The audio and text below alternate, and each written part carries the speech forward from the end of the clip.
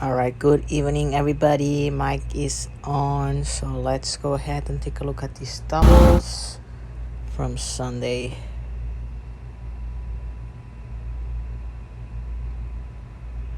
So I took here a quick video from you guys. I have another one that it was like right before we did the adjustment. And again, let me see here. It's quite short, but I think we're gonna be able. So let's start right here at the catch. Why don't we start at the catch this time, huh? Again, we were schooling, and I think we're doing a better job at rolling up early on the sweep boats. On the schooling boats, still struggle a little bit. David Buster looks good right there. Same to you, Will. A little bit of like curl with the back, both of you though. So a little bit more sitting up would be good, but doesn't look bad at all. I don't know if you can see David on this one, how like, we kind of were a little late. So we're going to take a look at the other strokes. We put the blade into the water. Depth is not too bad.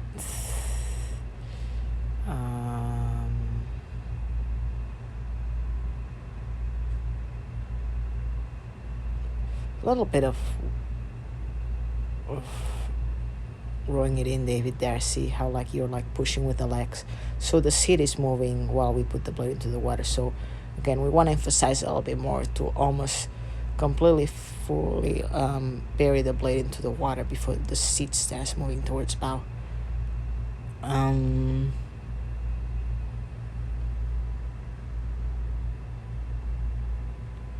Will, right here you can see your shoulders, like, oops, pause, there you go. We were on this frame.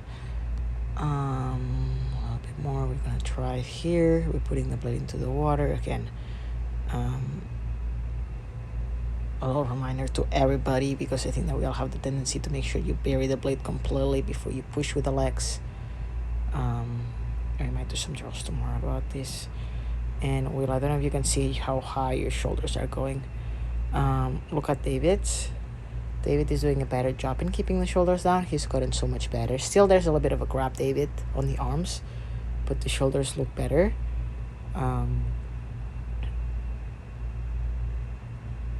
So let's take a look here. So we put the blade into the water here, and the leg drive still, there was some strokes wheel the other day that was looking a little bit better. Still a little bit like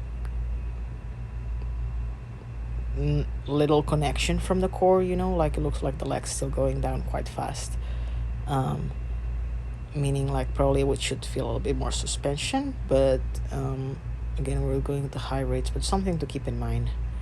And there was some days, there was some strokes.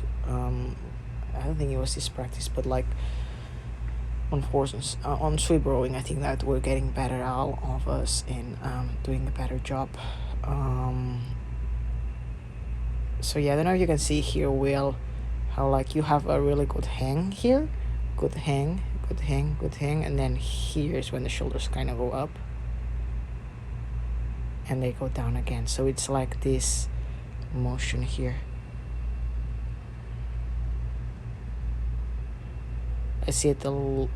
I barely see it on David anymore. David used to do this more in the past. And see here how you're hanging with the arms, and then you go up with the shoulders and then down. And I think that that's causing a little bit of the depth during the drive. So for my taste, I think we're going a little bit deep. But I think that's I wouldn't want you guys to go deeper than this. So I think that this is kind of the limit. If it was a little bit more, let's take a look at another stroke. Yeah, still a little bit deep, both of you. So let's take a look at the drive, see if it's horizontal. So I put the blade into the water, push with the legs,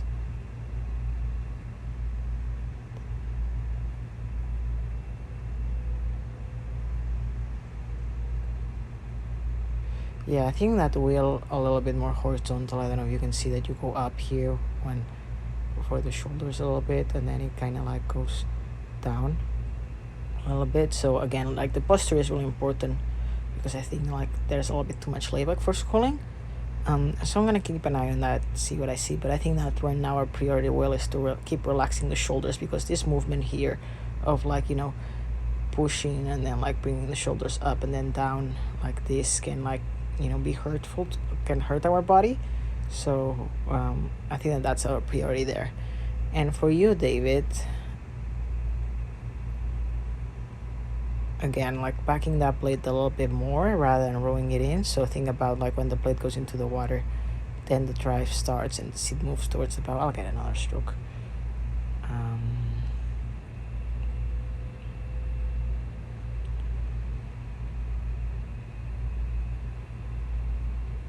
So posture there, David, it's gotten a little better. I feel like, you know, you do a better job in keeping the body, and I feel like at the finish is when we get a little bit more tense now here with the shoulders. So as I told Will, like try to relax a little bit more, open up that chest, nice and tall. So putting the blade into the water, and still it looks like a little bit of a bend on the both arms for schooling, but yeah, it doesn't. And then I think like we talked about it, right? These oars, they're exactly the same, and we were struggling a little bit. So take a look at it. Yeah. And you told me that the measurements were the same, and we moved the foot stretchers towards stern a little bit. So I wonder if like the pins and the oar locks need to be adjusted as well.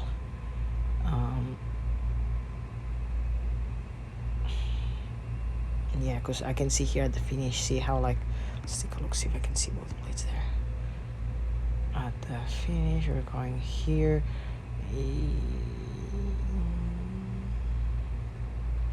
Yeah, I feel like that right hand could go a little bit more higher at the finish with the left, and probably bring the left a little bit lower. But yeah, small adjustments, not too bad.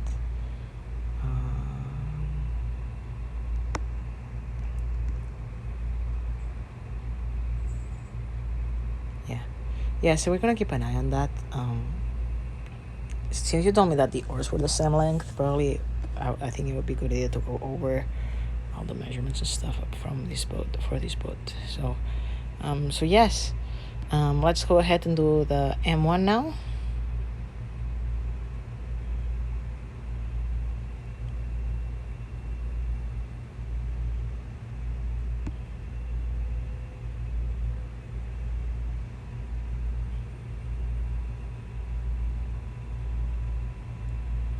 What a beautiful day Sunday was, huh? The water was so good. Okay, let's go ahead and let's take a look. This frame right here.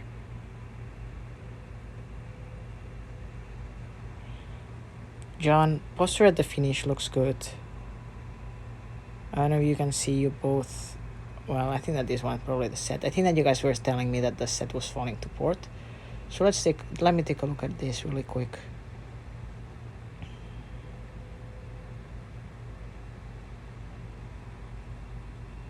Hands a little bit separated there, John.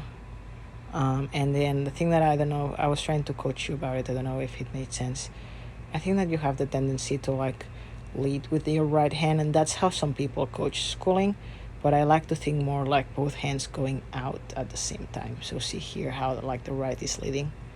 So something small. Probably like getting the hands both out together at the same time and kind of stacking them as you go to the catch.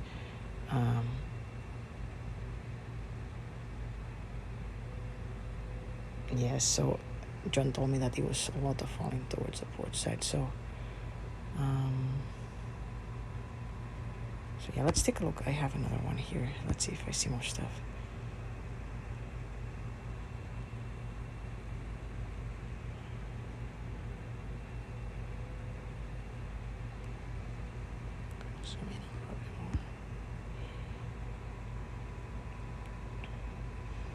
A little bit of, like, with that late roll up, and if we fall a little bit to port, I don't want to be too picky about it, but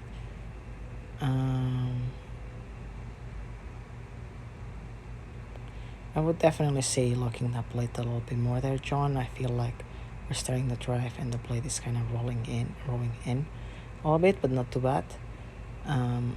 Then the first thing I see here is like, look how deep you're going in comparison with John. So I don't know if you can see here, like we're kind of lifting our left shoulder as we drive, which it's interesting because you're starboard. So and then here you did a better job in keeping the body in the center a little bit more yesterday, and I think that by the end of the practice you were like quite confident. The finish looked good. The first thing I see here is like when we recover, see kind of as I was saying, like it looks like you're leading with the right first, which like causes more separation from the hands, and probably that causes an imbalance, and then a little bit of a lean towards the port side. It's hard for me when you guys are leaning, because then I cannot see the people behind are leaning as well or not. So I think that John is looking pretty like, pretty straight. I could see that probably the head peaks a little bit, but it's not too bad. I know that there he was probably looking on the side, so I'll ignore that. So again, oars a little bit deep, both of you, but mainly Dan, quite deep. John, it gets deep here, but then I think that we still get it. We get better. So again, definitely like a little bit of like going good here. Here it should be like perfect right there, and then here should be a horizontal, and we're still going a little bit higher with the legs and with the blade deeper in the water. Then there you can see a little bit of the lean, and that was a pretty solid release from you both. Yeah, John, I want to keep challenging you to like keep thinking about, like, tomorrow we're gonna try to do a little bit of like a lot of cool drills, so a little bit of delayed feather thing might be good, or if you're rowing on your own, delayed feather always comes in handy, because I would like to see the blade. Yeah, that was better. Like that one was better. So yeah, keep practicing that. At the beginning of I think that there was a moment that I saw you a little bit more feathering into the water. But I know that you're thinking about it because it's something I think you've seen in other videos. So good job there.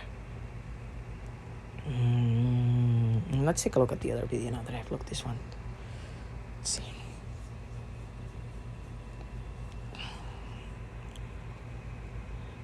So yeah, while we look at here at the speed, I don't know if you can see, like, yeah, we want to be aggressive at the catch, but we don't want to be too angry and too too jerky, because right now it feels like we got like really aggressive. Think about the catch being a little bit more gentle, a little bit more control, right? So instead of us forcing the blade to go into the water really angrily, we want to kind of like, just like when we get to the catch, we want to have it fully squared. We want to have it fully square right here, and we want to try to like put the blade into the water with a little movement with the hands. Sometimes when we like we think about quick and sharp, we sometimes like we get like aggressive, we get muscly, we go like, oh, look how strong I am. But keep thinking about it. I think that that's crucial, to think more like of like being here, letting the blade fall into the water, and then engaging the leg drive. So here then, sometimes when we say we want to like place the blades with the hands, with the shoulders. So right here, you're kind of like catching with the shoulders a little bit here. So think about more like a gentle hand movement, bleep. Let the blade just fall. That's why I like to remind you guys about like holding the oars with the fingers, because it's easier to like make it make it more like gentle and agile. And then here, John, again, we were like, you had problems with the oars too. I think that if I had time, I would probably measure all the boats, but you guys I wish that the days were like 30 hours long. No, just kidding. A little bit more body preparation from you too, definitely missing that a little bit.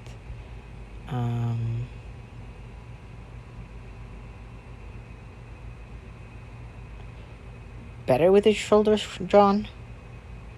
Still would like to see the body forward a little bit longer while you push with the legs. But the shoulders look better in this frame. Like still a little bit of like, you know, overreaching with the shoulders and falling. But you don't bring the shoulders up when you catch. So that's good. And definitely, yes, now that I'm seeing here. Yeah, I would say you guys, like, I know that some of you guys have your own oars, but probably when we row, I know that if you guys have the same measurements and stuff, but again, if somebody rows like compact and the other one doesn't, like, I think that that might have an impact. I haven't done a lot of like research on that, but you know, I think that we should try to, like, when we do team boats, to have like the same set of oars. I think that that might be quite important, because I'm seeing right now, so like see how like the measurements here, like see like the blue color on the, or like John, I can see more of yours, and the River City one's a little bit the green part is a little bit smaller here, so I can tell that the measurements, I'm sure they're different at some point. I haven't checked on David said that it was the same one, but still, when we have like somebody rowing compact and the other one just rowing like the square blades, I'm sure that it has an impact, because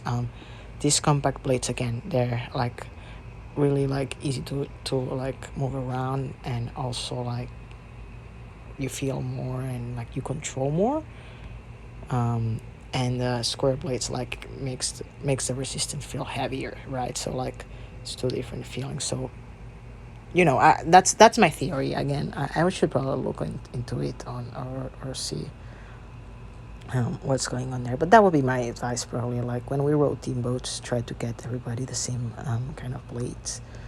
I think that would be ideal. I'll do more research, but that's something, like, you know, like when we put the blade into the water and we send with the legs, like these two blades being different, it will power like the drive is going to be a little bit different as well. So that's my theory. Again, I'll see if I can find some stuff on it. But yeah, oh my goodness, that was a rumble. Good job, you guys. I'll see you tomorrow.